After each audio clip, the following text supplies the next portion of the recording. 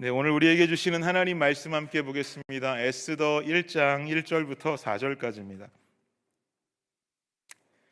에스더 1장 1절부터 4절까지 말씀입니다. 우리 함께 한 목소리로 합독할까요? 시작.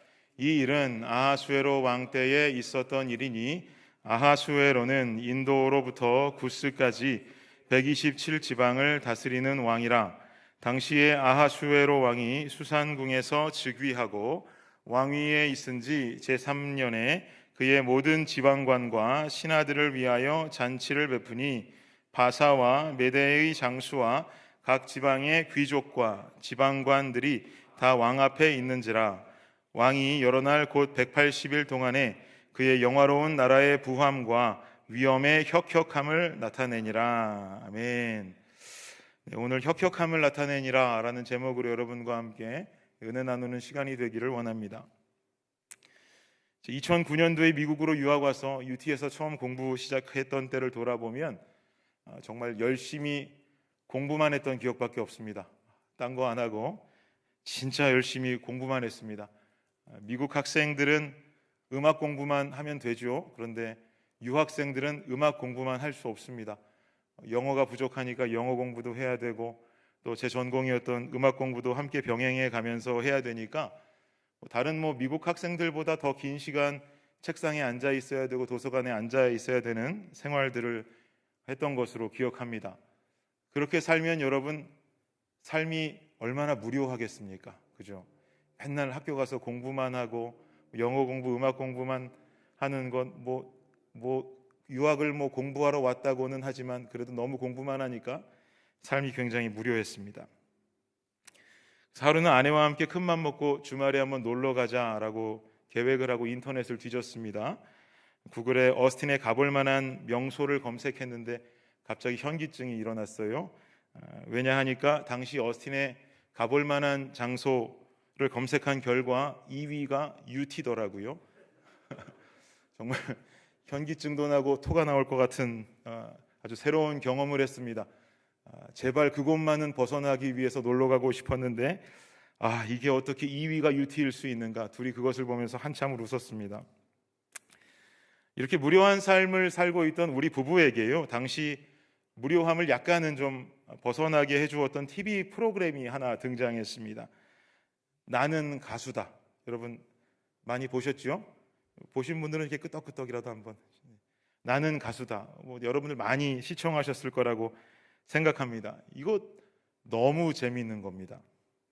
한국에 내노라 하는 쟁쟁한 가수들이 나와서 경연을 벌이고 등수를 매기는, 당시에는 정말 파격적인 컨텐츠죠. 가수들에게 등수를 매긴다. 이거 너무나도 흥미진진한 이야기였습니다. 저와 아내가 느꼈던 유학 생활의 무료함을 이 나는 가수다가 약간은 덜어주었습니다. 이 프로그램이 한국 시간으로 주일 저녁에 방송했던 것으로 기억하거든요. 그래서 미국에서는 토요일 저녁에 잠자고 일어나면 주일 아침 인터넷 뉴스가 온갖 나는 가수다 1등을 누가 했는지에 대한 결과로 온통 다 도배가 되어 있었습니다. 그러면은 그 인터넷 뉴스를 열면 누가 1등 했는지를 알 수 있는 것 아닙니까? 그래서 어떻게든 아침에 누가 1등 했는지를 보지 않으려고 어떤 인터넷도 켜지 않았던 기억도 납니다. 미리 등수 알면 재미없으니까요. 그렇게 어떻게든 인터넷을 보지 않고 1등이 누군지를 모른 채 일어나자마자 씻고 주일날 교회를 나가면 곳곳에서 주일날 교회에서 만나는 성도들이 누가 1등 했는지 이야기하느라고 너무 정신이 없는 거예요. 그럼 아침에 누가 1등 했는지 뉴스를 보고 온 사람은 1등 했는지 알려주겠다고 저한테 오는 사람도 있었습니다. 그럼 제가 말하지 말라고 화를 내고 짜증냈던 기억이 납니다. 교회였는데 말이죠. 그 정도로 1등이 누군지 알고 싶지 않았습니다. 그렇게 예배를 마치고 나면 당시 음대생 친구네 집에서 음대생들하고 UT 유학생들 한 10명이 모여서 나는 가수다를 다운로드해서 함께 보면서 누가 1등을 할까, 그거 보는 재미로 살았던 것 같습니다. 프로그램이 끝날 때까지 누가 1등을 할지 예상은 할 수 있지만 알 수는 없는 거죠. 1등 누가 했는지 알 수 없으니까, 그 프로그램의 주인공이 누군지 알 수 없으니까 얼마나 흥미진진하게 그 TV를 봤겠습니까? 무료한 유학 생활에 진짜 큰 활력소가 되기 충분했습니다. 오늘까지 생명의 삶은 고린도전서 말씀을 보았고요. 내일부터 이제 드디어 에스더 말씀이 새롭게 시작이 됩니다. 그래서 매일 말씀 묵상도 구역 공과도 모두 다 지금 에스더 말씀으로 준비가 되고 진행이 됩니다. 게다가 지난 우리 커피 브레이크가 에스더였었죠. 오늘 설교하기 참 부담스러웠습니다. 저보다 에스더의 전문가들이 다 앉아 계실 것 같아가지고 이거 무슨 설교할 게 있나 다 알고 계실 텐데 이런 생각하면서 올라왔어요. 에스더서가 가지고 있는 특징은 무엇이냐? 가장 큰 특징은요, 성서 전체를 읽어보아도 성서의 주인공은 등장하지 않는다라는 게 특징입니다. 성서의 주인공은 성서 안에 숨어 있을 뿐이지, 그러니까 마치 결과를 모른 채 끝까지 나가수의 끝까지 봐야 1등을 아는 것처럼 아주 흥미진진하게 이 에스더서를 읽어나갈 수 있다라는 것이죠. 그럼 이런 궁금증이 생기실 수 있습니다. 목사님, 에스더서의 주인공은 에스더잖아요. 에스더가 나오는데 왜 안 나온다고 하세요? 하실 수도 있겠는데요. 여러분 잘 아셔야 할 것은 성서에 등장하는 모든 인물은요, 하나님께 사용되어지는 하나님 역사의 도구일 뿐이고, 모든 성서의 주인공은 실상 하나님이다라고 하는 것을 우리는 알아야 됩니다. 그런데 에스더서 1장부터 마지막 장까지 하나님에 관한 이야기가 등장하지 않는다는 거죠. 철저히 하나님이라는 존재는 그 성서 안에 숨겨둔 책이 바로 에스더서입니다. 그러나 에스더서 전체를 읽고 나면 그 안에서 끊임없이 일하셨던 하나님의 역사를 다른 어떤 성서들보다도 더 많이 발견하고 진하게 발견할 수 있는 신기한 책이 바로 에스더입니다. 오늘 본문의 배경을 제가 좀 간략하게 설명을 드리겠습니다. 에스더 그 서 이전에 이스라엘의 역사를 우리가 좀 기억해 보면, 일단 솔로몬 왕 이후에 북이스라엘과 남유다로 분열 왕국을 이루게 되었죠. 그리고 북이스라엘은 그 역사를 잘 진행해 나가다가 BC 722년경에 아수르라는 나라에 의해서 멸망당하게 되고요. 그리고 남유다라고 하는 나라는 바벨론에 의해서 BC 586년경에 멸망합니다. 북이스라엘의 멸망과 남유다의 멸망 사이에 바벨론이 또 아수르를 점령해 버리거든요. 그러니까 결국 이스라엘 전체가 바벨론 포로 상태가 되는 것이죠. 그런데 이 바벨론, 이 아주 강대국이었던 이 바벨론을 격파한 또 다른 강대국이 있었으니 그 나라가 어디냐? 바로 성경에선 바사라고 부르고 우리는 페르시아라고 익히 알고 있는 나라가 바로 그 나라입니다. 페르시아가 바벨론을 격파하는 것이죠. 결국 이스라엘 백성들은 바벨론에 의해서 포로 생활하다가 또다시 페르시아 제국을 통해서 2차 포로 생활을 하게 되는 아주 슬픈 역사의 인생을 살고 있습니다. 그런데 우리가 잘 알고 있다시피 페르시아의 초대 왕이었던 고레스 왕 때 이스라엘 백성들을 향한 포로 귀환 명령이 내려지죠. 니네들 이제 본국으로 돌아가라라고 명령이 내려지는 겁니다. 그래서 1차 포로 귀환이 이때 이루어지고 성전이 재건된 상태에서부터 60년 정도 후에 2차 포로 귀환이 이루어집니다.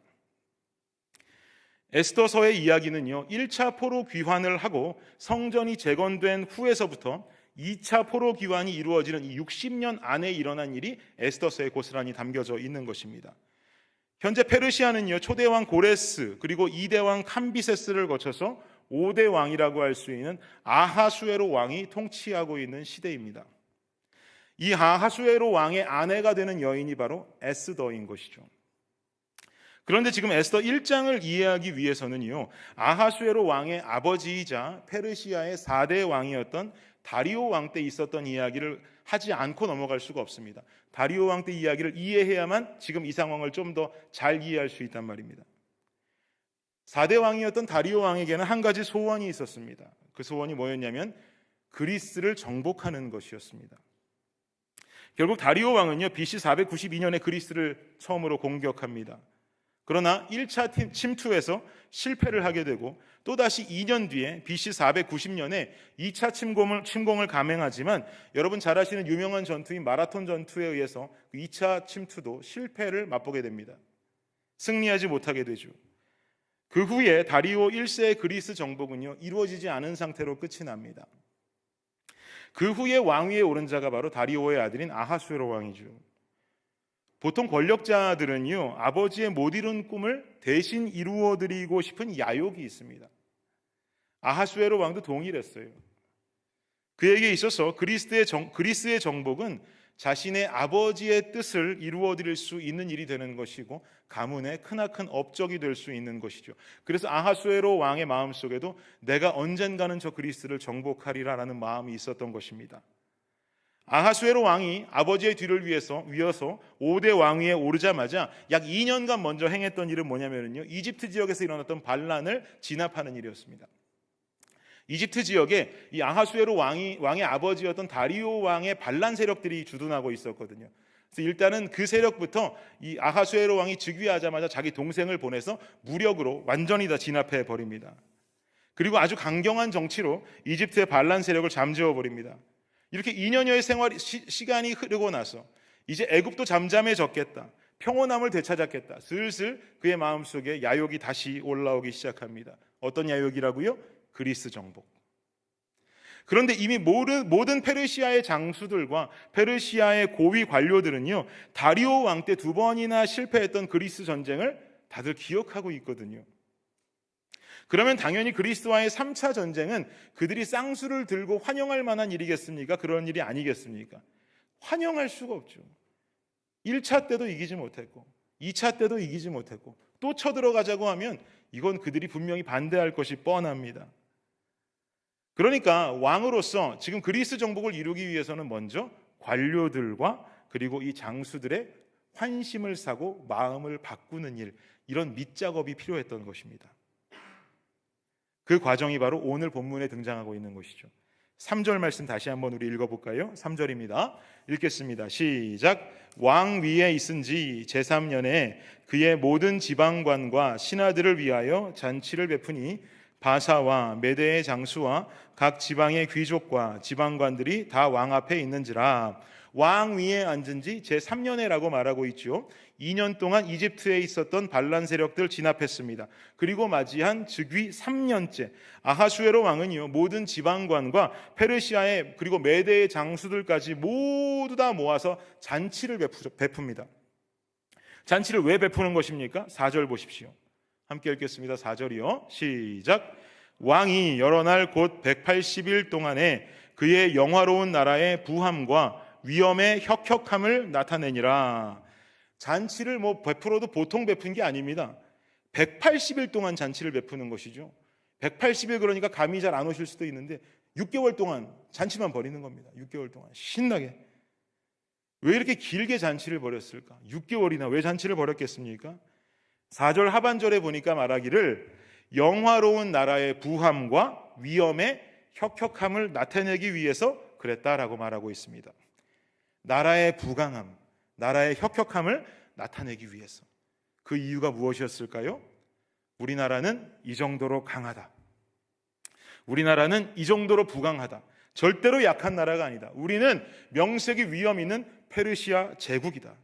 파티를 벌여도 180일 동안 놀고 6개월 동안 먹고 놀 수 있는 나라가 바로 우리 페르시아이다. 그러니까 우리는 다시 그리스랑 싸울 수 있다. 이 말을 하고 싶었던 것이죠. 걱정하지 마라. 우리 이번에 싸우면 이길 수 있다. 이번에는 이길 수 있다라는 이야기를 관료들과 장수들에게 하기 위한 포석이 된 것이 바로 180일 동안 벌인 이 잔치가 되는 것입니다. 180일 동안 잔치를 벌이고 페르시아 제국 위엄의 혁혁함을 나타내기 위한 궁극적인 이유, 그리스 정복이었단 말이죠. 여러분, 오늘 본문을 통해서 우리가 알 수 있는 사실은 무엇입니까? 인간은요, 자신의 원함을 이루기 위해서 인간의 혁혁함을 나타내기 원합니다. 그러니까 어떻게든 성공해야 되는 것이죠. 돈도 많이 벌어야 되고요, 명예도 높아져야 되고요, 이 모든 것이 내가 세상에 나타내기 원하는 인생의 혁혁함의 모습이란 말입니다. 이런 인생의 혁혁함을 이루기 위한 이유가 뭐라고요? 내가 원하는 바를 이루기 위해서, 나의 야욕과 나의 욕심들을 이루기 위해서 우리는 이 혁혁함의 단계까지 올라가야 하는 것이 바로 인간이 가지고 있는 욕심입니다. 아하수에로가 그리스를 정복하기 위해서 자신의 나라의 부강함을 자랑했던 것과 동일한 모습인 것이죠. 이것이 바로 세상을 살아가는 인간들의 공통적인 모습입니다. 혁혁함을 위해서 스펙도 쌓아야 되고요. 혁혁함을 위해서 공부도 해야 되는 것이고요. 혁혁함을 위해서 때로는 성공하기 위해서 부정도 저지르고 비리도 저지르고 부패도 저지르면서 높은 자리까지 올라가야 하는 끝없는 욕심들이 발생하게 되는 것이죠. 그러나 세상 속을 살아가는 그리스도인들의 모습은 이와 같아서는 안 됩니다. 그리스도인으로서 세상을 살아가는 모습은 자신의 원함을 이루기 위해서 혁혁함을 쌓아가는 모습이 아니라, 여러분 한번 따라해 보시겠습니까? 하나님의 원함을 이루기 위해서 겸손하게 준비되는 것입니다. 여러분 그렇게 믿으십니까? 우리는 나의 욕심을 위해서 나의 혁혁함을 이루는 존재가 아니라 하나님의 원함을 이루기 위해서 겸손하게 준비되는 자들이 되어야 합니다. 그리스도인으로서 세상을 살아가는 이런 기본적인 틀들이 그리스도인 안에서마저도 망각되니까 어떤 고위직의 사람이 부하 직원에게 갑질했는데 알고 보니까 그 사람이 장로님이라더라, 목사가 공금을 횡령했다더라, 목사가 성추행을 했다더라, 어떤 이가 부정부패를 저질렀는데 알고 보니까 교회 잘 다니는 교인이라더라 라는 이런 웃지 못할 불상사들이 교회 안에서도 일어나게 되는 것이죠. 이런 기본적인 틀이 망각되었기 때문에 그런 것입니다. 예수를 믿음에도 불구하고 내가 원하는 내 원함을 위해서 내 혁혁함을 세상에 드러나기만 급급하다 보니까 이런 부끄러운 일들이 벌어지는 것 아니겠습니까?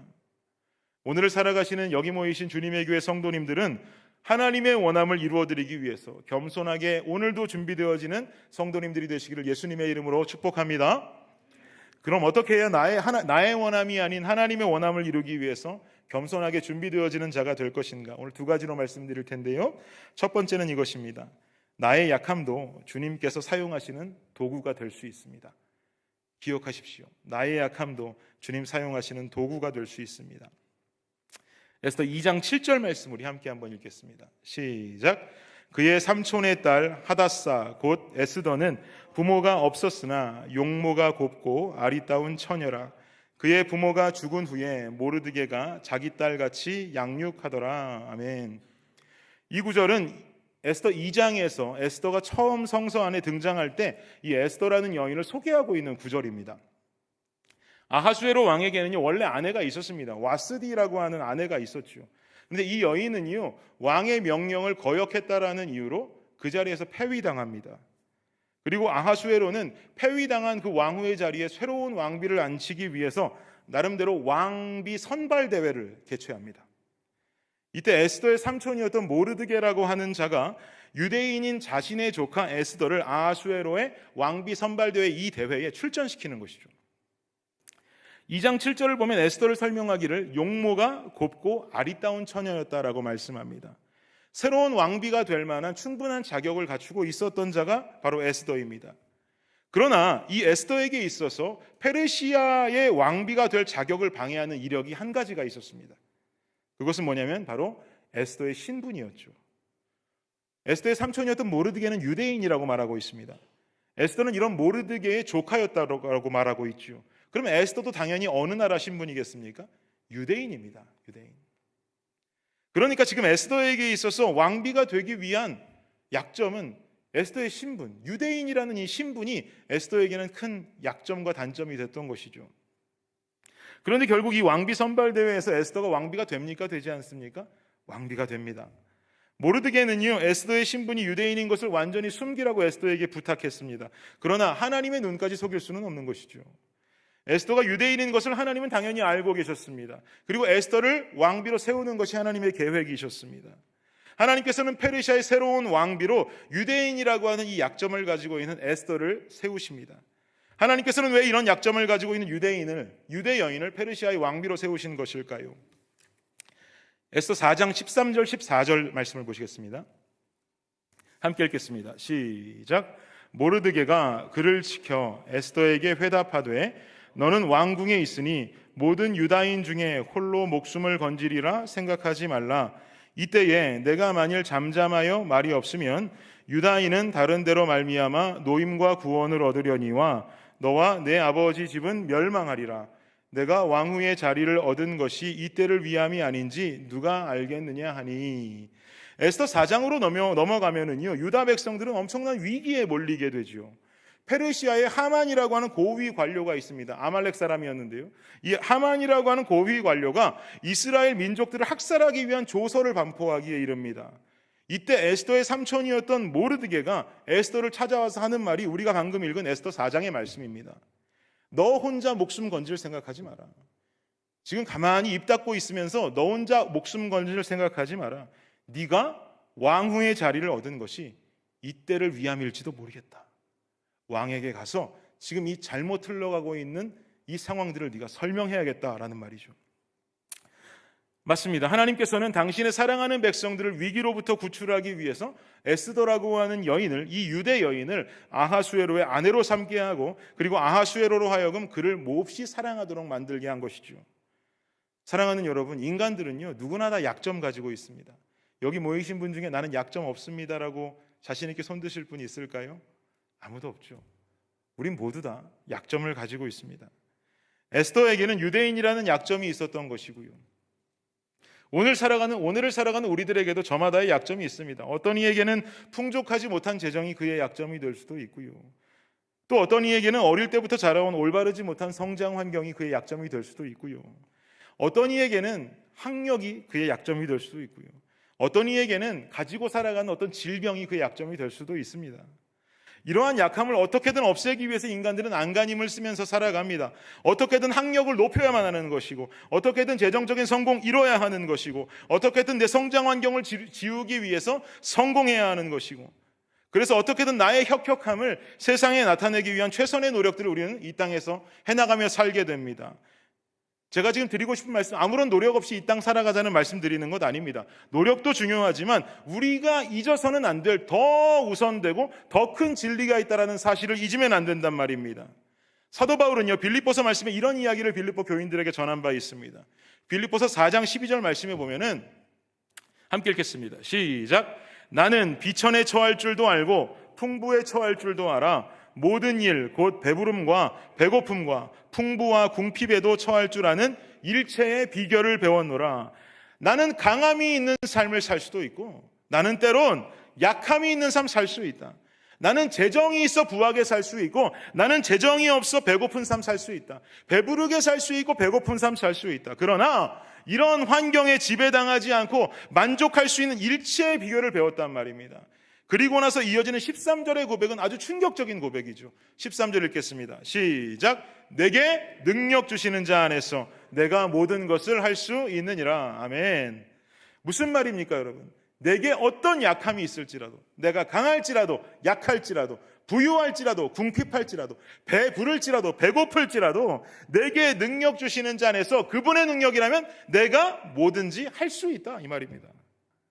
주님이 사용하신다고 한다면, 주님이 나같이 부족한 인생, 주님이 나같이 연약한 이 인생 사용하시겠다라고 결정만 하신다면 내가 가진 강점과 약점이 중요한 것이 아니라 내가 가진 강점과 약점은 전능하신 하나님의 역사 앞에서 결코 자랑할 것도 아니요 낙심할 것도 안 된다라는 것입니다. 여러분 그렇게 믿으십니까?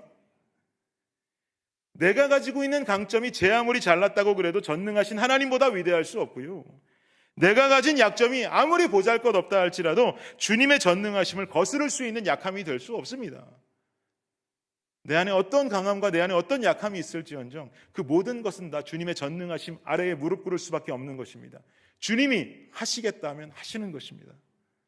사랑하는 여러분, 세상 속에 나의 혁혁함을 드러내는 삶을 살기보다 그러기에 내 약점도 감춰야만 되는 것이고, 약점이 컴플렉스가 되어서 어떻게든 바른 방법이든 바르지 않은 방법이든 옳은 방법이든 옳지 않은 방법이든 전부 다 동원해서 약점 지우고 성공하려고 하기보다 중요한 것은 무엇이냐면 내 인생에 역사하시는 전능하신 하나님을 온전히 신뢰하는 나의 믿음이 더욱 중요한 줄 믿으시기 바랍니다. 전능하신 주님은 내 약점마저도 사용하시겠다면 사용하십니다. 그 약함도 주님이 허락하신 약점입니다. 그 약함도 주님이 우리에게 주셨기 때문에 주어진 것입니다. 그런데 어떻게 주님께서 그 약점을 손가락질할 수 있습니까? 어떻게 주님께서 그 약점을 사용하지 않으실 수 있겠습니까? 낙심하지 마십시오. 누구에게나 약점이 있습니다. 낙심할 필요 없습니다. 그럴수록 온전히 주님 붙드십시오.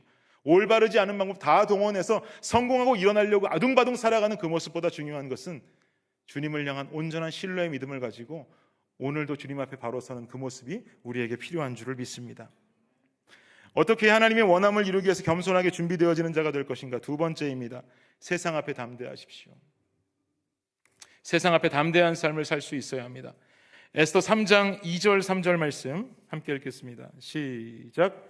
대궐문에 있는 왕의 모든 신하들이 다 왕의 명령대로 하만에게 꿇어 절하되 모르드게는 꿇지도 아니하고 절하지도 아니하니 대궐문에 있는 왕의 신하들이 모르드게에게 이르되 너는 어찌하여 왕의 명령을 거역하느냐 하고. 여기 하만이라고 하는 자가 등장합니다. 하만은요 페르시아 제국의 넘버 2입니다. 이 아하수에로 왕 바로 다음에 권세를 가졌던 자가 바로 하만이었습니다. 아하수에로 왕은 이 하만을 너무 신뢰해서 왕의 권한을 그에게 일임할 만큼이나 하만을 신뢰했습니다. 이런 높은 관직의 사람이 도성에 행차를 하면 당연히 백성들은 그 행차에 꿇어 엎드려 절하는 것이 당시에는 맞는 행동이었습니다. 그러나 모르드게는 하만이 도성에 행차함에도 불구하고 그 앞에 무릎 꿇고 절하지를 않습니다. 왜 그랬을까요? 자기 조카가 이제 왕비 됐으니까, 나도 이제 높은 자리 올라갈 수 있으니까, 넘버 2쯤은 내가 한번 이겨낼 수 있으니까 절하지 않았던 것일까요? 모르드게의 성품은 그렇지 않았습니다. 모르드게의 성품이 무엇인지 말해주는 것은 에스더가 왕비가 된 이후에도 그 성문 앞을 지킨 모습을 보면 모르드게의 성품을 알 수 있습니다. 내 조카가 왕비가 됐으니 이거 하나 내가 입만 뻥끗하면 나는 성공할 수 있다. 이런 마음 가진 사람이 왕비가 된 이후에도 그 성문 지키려고 그 앞에 나와 앉아 있지 않겠죠. 지금 모르드게는 내가 왕후의 삼촌이다, 내가 에스더를 성장시켰다 하면서 떠들면서 관직을 원하는 그 모습이 아니라 어제 지켰던 그 성문을 오늘도 지키면서 온전히 하나님만 바라보며 살았던 자가 바로 모르드게였단 말입니다. 모르드게가 하만에게 절하지 않았던 이유는 바로 그 조카 때문이 아니라 그가 믿는 하나님 때문이었습니다. 하나님을 믿는 유대인이 다른 일반 인간에게 꿇어 엎드려 절할 수 없다라고 하는 그의 신앙의 절개였던 것이죠. 결국 이 사건으로 인해서 하만은 분노하게 되고요, 자신에게 절하지 않은 모르드게가 유대인임을 알고 유대인 학살 조서를 반포하게 이른 것입니다.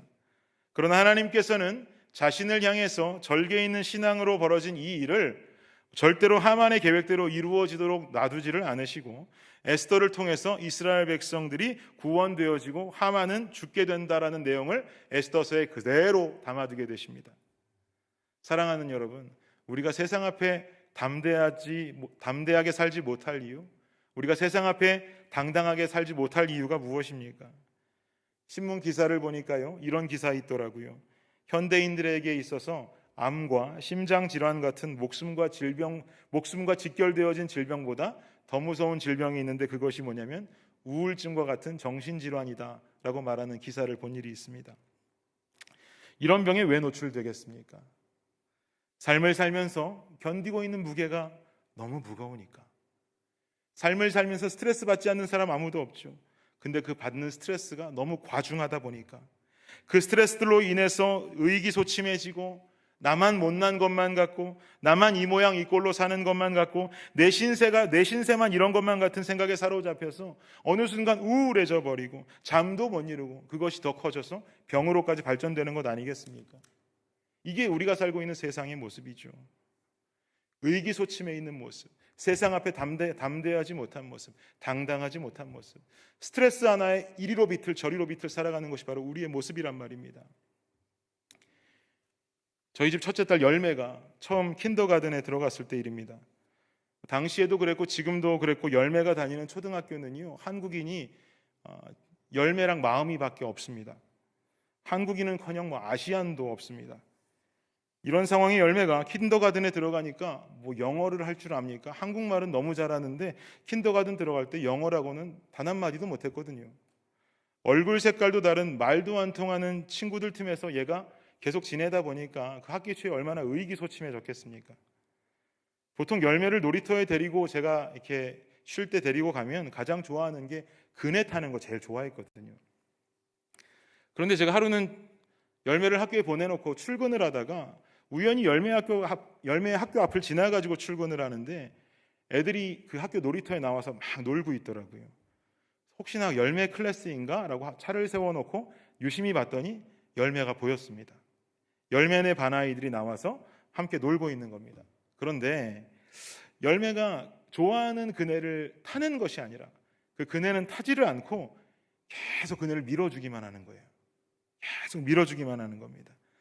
한 친구 밀어주더니 또 다른 친구 탔는데 그 친구 또 밀어주고, 그리고는 그 다음에는 탈까 기대하고 보니까 또 타지 않고 그 다음 친구 밀어주고, 그 다음엔 타겠지 잘 보니까 그 다음에도 타지 않고 또 그 다음 친구를 밀어주고. 제가 10분 정도를 이렇게 서갖고 지켜봤는데 10분 동안 단 한 번도 본인은 자신이 좋아하는 그 그네를 타지 않았습니다. 그네를 계속 밀어주기만 하더라고요. 열매가 왜 그랬을까요, 여러분? 나도 그네 타고 싶어 라는 말을 영어로 못했던 거죠. 영어도 힘들고 콩글리시로 말하자니 자신도 없고 너무 속이 상한 상태로 계속 그네만 밀어주는 모습을 제가 발견하게 됐습니다. 그 모습을 보니까 너무나 속이 상하는 거예요. 마음이 아프고. 그래서 그날 오후에 열매가 하교를 하고 가족들이 다 같이 마트에 가서 장을 보고 집으로 돌아오는데 또 열매는 학교 앞을 지나게 되었습니다. 그래서 제가 집으로 바로 들어가지를 않고 열매는 학교 놀이터에다 갖다 바로 차를 대버렸어요. 열매를 내려주고 열매 보고 그네 타라고 그랬습니다. 열매 그네 타고 싶을 때까지 제가 계속 뒤에서 밀어줬어요. 열매한테 말하기를 네가 타고 싶지 않을 때까지 계속 타라고, 아빠가 계속 태워주겠노라고, 타고 싶을 때까지 타라고, 마음껏 노래라고 이야기하고, 그리고 한국말로 크게 떠들면서 뛰어다니라고 제가 막 열매에게 그렇게 이야기했던 기억이 납니다.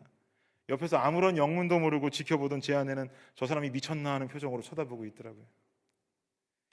그래서 자초지종을 말해줬더니 제 아내가 이렇게 우는 모습을 발견했습니다. 여러분, 아빠의 마음은 그런 것 아니겠습니까?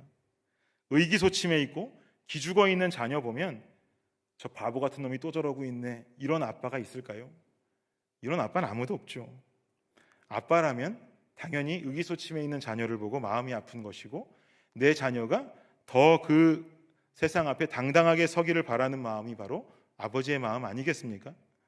사랑하는 여러분, 우리가 세상을 살아가면서 스트레스 받고 의기소침하고 두려운 마음으로 살아간다면 하나님 아버지 마음은 어떠실까요?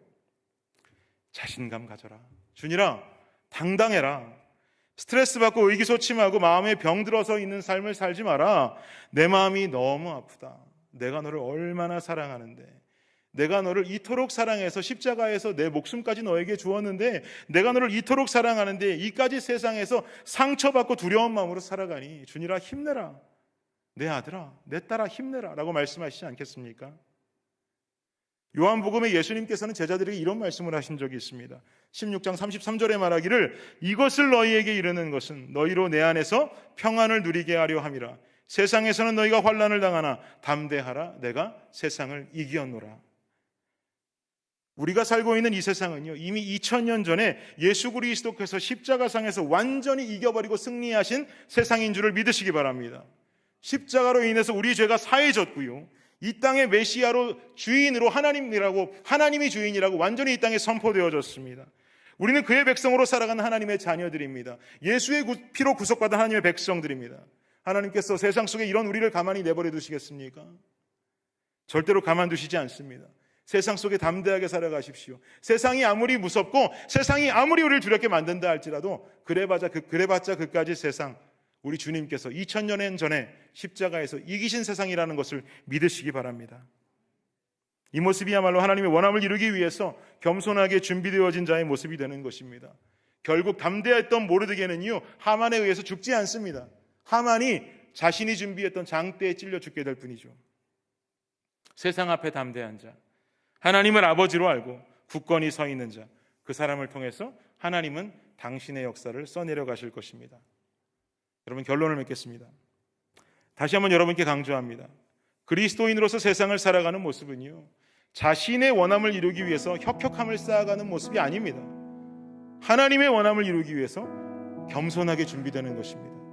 하나님은 하나님 나라를 위해서 사용하실 일꾼의 조건으로 그의 스펙을 원하지 않으십니다.